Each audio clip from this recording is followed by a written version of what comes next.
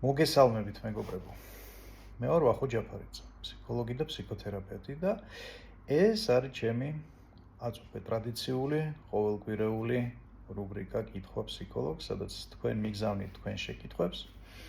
პირად მიმოწერაში, სადაც შეგიძლიათ ანონიმურები დარჩეთ ან ღიად, მაგალითად ჩემი Facebook გვერდის კომენტარებში.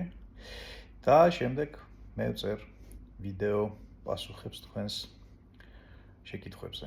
30 წლიანი სამუშაო გამოცდილება მაძლევს საშუალებას, რომ მოგცეთ საკმაოდ კმეითი რეკომენდაციები, ამიტომ დაიმახსოვრეთ, შეიძლება რომ ზუსტად ის შეკითხვა, რომლის დასმაც ყველაზე ძალიან გერიდებათ, შესაძლოა გახდეს თქვენი ფსიქოლოგიური გამოჯანსაღების მნიშვნელოვანი გასაღები.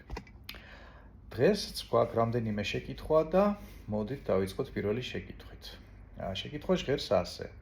ერთი და იგივე სიზმრის რამდენჯერმე დასიზმრება რას ნიშნავს? თუ სიზმარი პოზიტიურია, შესაძლოა ამ სიზმრის სიუჟეტი შეიცავს რაღაცა დადებით ფსიქოლოგიურ რესურსს თქვენთვის, მაგალითად ამ სიზმრის შედეგად ამ სიზმარში გესიზმრებათ, რომ ხართ სადღაც რაღაცა სიტუაციაში, სადაც ხართ მოდუნებული, რელაქსირებული, კომფორტულად. ან დადებითად მოქმედებს თქვენ შინაგან მდგომარეობაზე სიზმრის სიუჟეტი, ხო? შესაძლოა ესეთნაირად თქვენი ქვეცნობიერი აგვარებს შინაგანი დაძაბულობის პრობლემას, გეხმარებათ შინაგანი, ასე ვთქვათ, სიმშვიდის, სილაღის და სიმსუბუქის აღდგენაში. ანუ პოზიტიური სიზმრის გამეორება შეიძლება ნიშნავდეს იმას, რომ ეს სიზმარი შეიცავს საკუთარ თავში რაღაცა მნიშვნელოვან რესურსს შინაგანს და ამიტომ მაშინ როდესაც ეს რესურსი გაკლიათ ხოლმე, შეიძლება დაგესიზმროთ ეს სიზმარი და ფსიქიკამ ასეთნაირად ეს რესურსი შეივსოს. თუ სიზმარი არის უარყოფითი, შესაძლოა ეს არის იმის მანიშნებელი, რომ არის რაღაცა ფსიქოლოგიური პრობლემა, შეიძლება სიღრმისეულიც კი, რომლის გადაწყვეტასაც თქვენი ფსიქიკა, თქვენი ქვეცნობიერი თვითონ ვერ პოულობს და ეს შეიძლება იყოს იმის სიგნალი, რომ დახმარებას გთხოვთ საკუთარი ფსიქიკა, ან თქვენი ასე ვთქვათ ცნობიერი ჩარევაა საჭირო და ამ შემთხვევაში მე გირჩევდით, რომ მობრძანებულიყავით პირად კონსულტაციაზე, სადაც ასე ვთქვათ გვექნება საშუალება უფრო ზუსტი დიაგნოსტიკა გავაკეთოთ და თუ აქ არის რაღაცა მნიშვნელოვანი სერიოზული ფსიქოლოგიური პრობლემა, რომ მოხდეს მისი განეიტრალება. იმისათვის, რომ მობრძანდეთ კონსულტაციაზე, ამისთვის ჩემს Facebook page-ზე, რომელსაც ქვია ფსიქოლოგი ვახტანგ ჯაფარიძე, პირადში შეგიძლიათ მომწეროთ და დავნიშნოთ კონსულტაციის დრო. შემდეგი შეკითხვა. როგორ გადავლახო ასაკის მატების შიში? ასაკის მატების შიში იმ შემთხვევაში ყალიბდება ხოლმე, როდესაც ჩვენ გაუცნობიერებლად ვისწავლეთ გარკვეული ტიპის ნეგატიური აზროვნება, მაგალითად, რომ ასაკის მატებასთან ადამიანი სუსტდება, ასაკის მატებასთან ადამიანს აქვს უფრო ნაკლები შესაძლებლობები და ასე შემდეგ. შესაბამისად, ჩემი რეკომენდაცია იქნება ასეთი.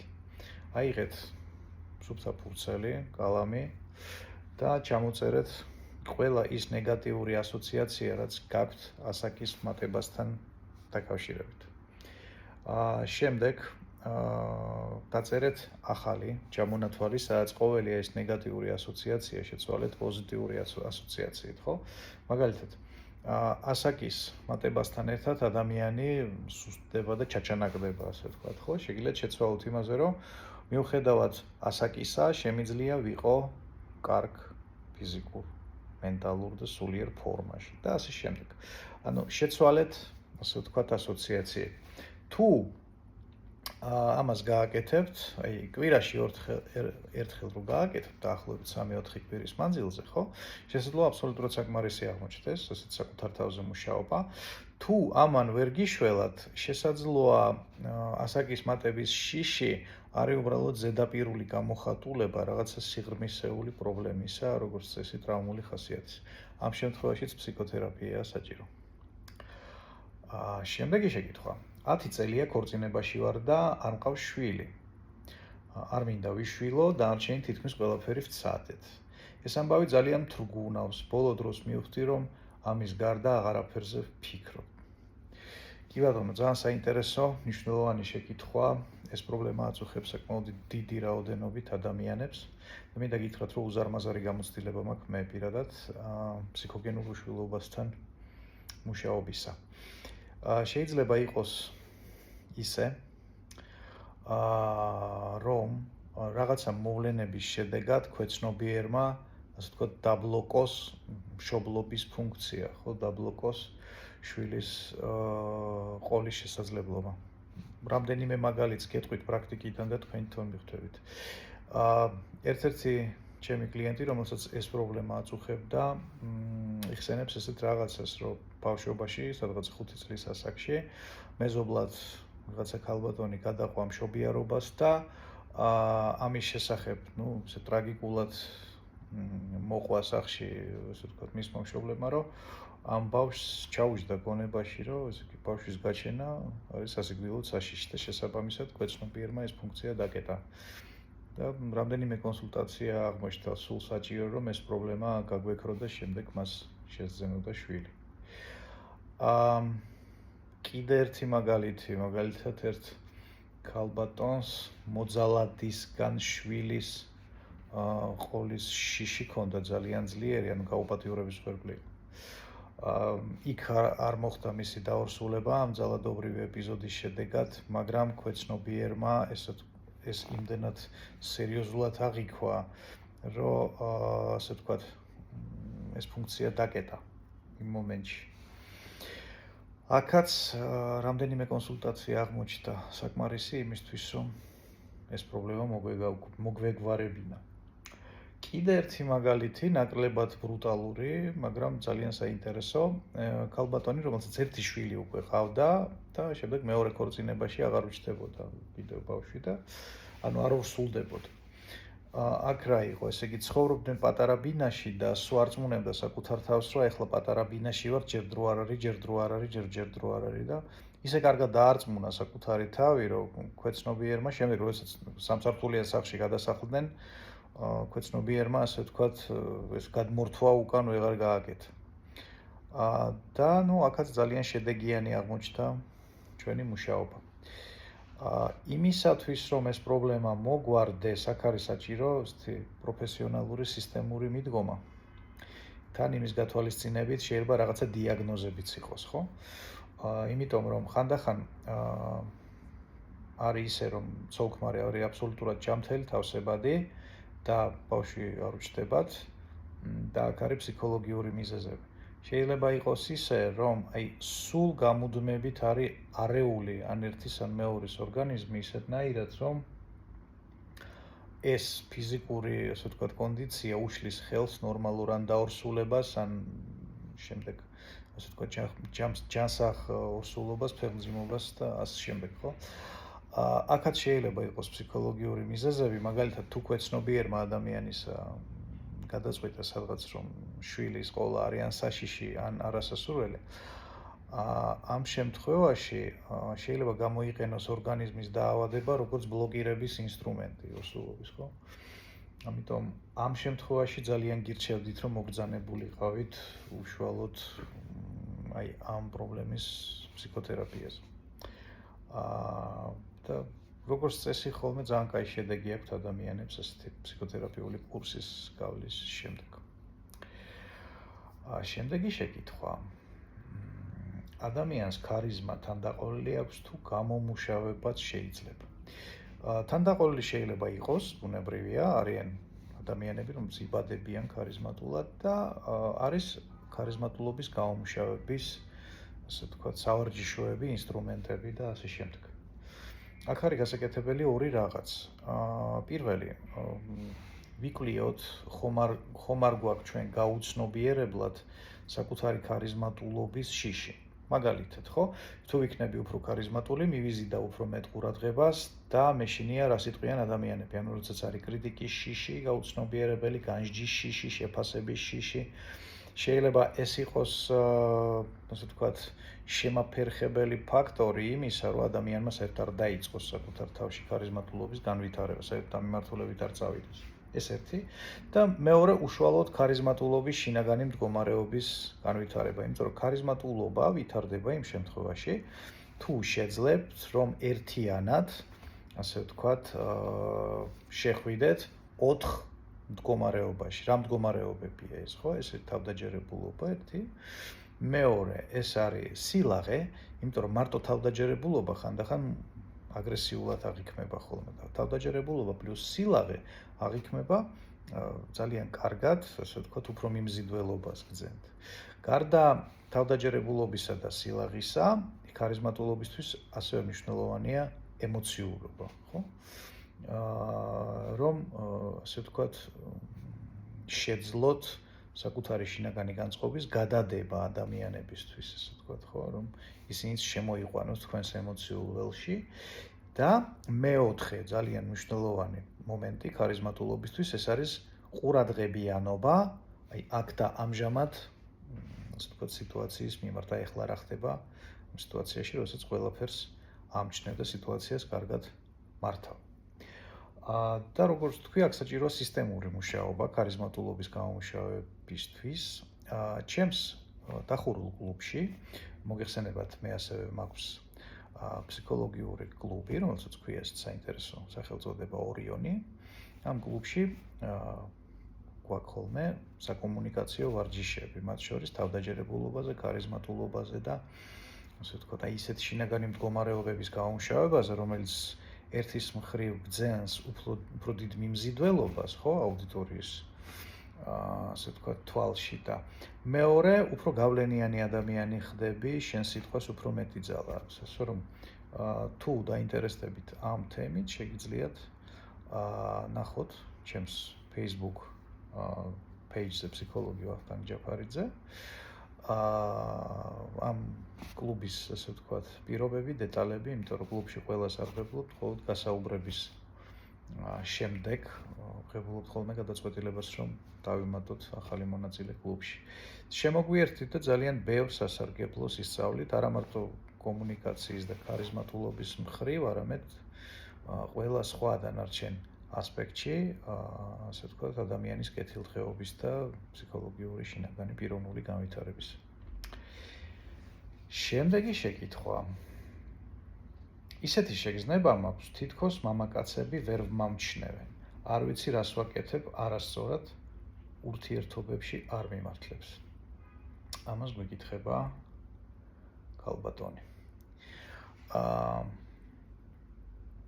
იმისათვის, რომ შევძლოთ ურთიერთობების შექმნა, ანუ ჩვენთვის მისაღები, ასე ვთქვათ, ადამიანის პოვნა, პარტნიორის, ვისთანაც კარგად იქნები, კომფორტულად იქნები და შემდეგ ამ ურთიერთობების შენარჩუნება, თუ ქალბატონებზეა საუბარი, ძალიან მნიშვნელოვანია, რომ ქალბატონში იყოს განვითარებული 4 ფაქტორი, ხო, ქალურობის შემადგენელი 4 ფაქტორი, რომელიც შეგვიძლია წარმოვიდგინოთ არქეტიპების სახით. პირველი არქეტიპი ეს არის ევას არქეტიპი. ანუ სიცოცხლის მიცემის და სიცოცხლეზე ზრუნვის უნარი. აი ეს ენერგია თუ არის, ასე ვთქვათ, ჯანსაღ მდგომარეობაში, ქალურობის ასპექტის ეს მხარე, ეს ძენს ძალიან დიდ მიმზიდველობას ქალს, ხო?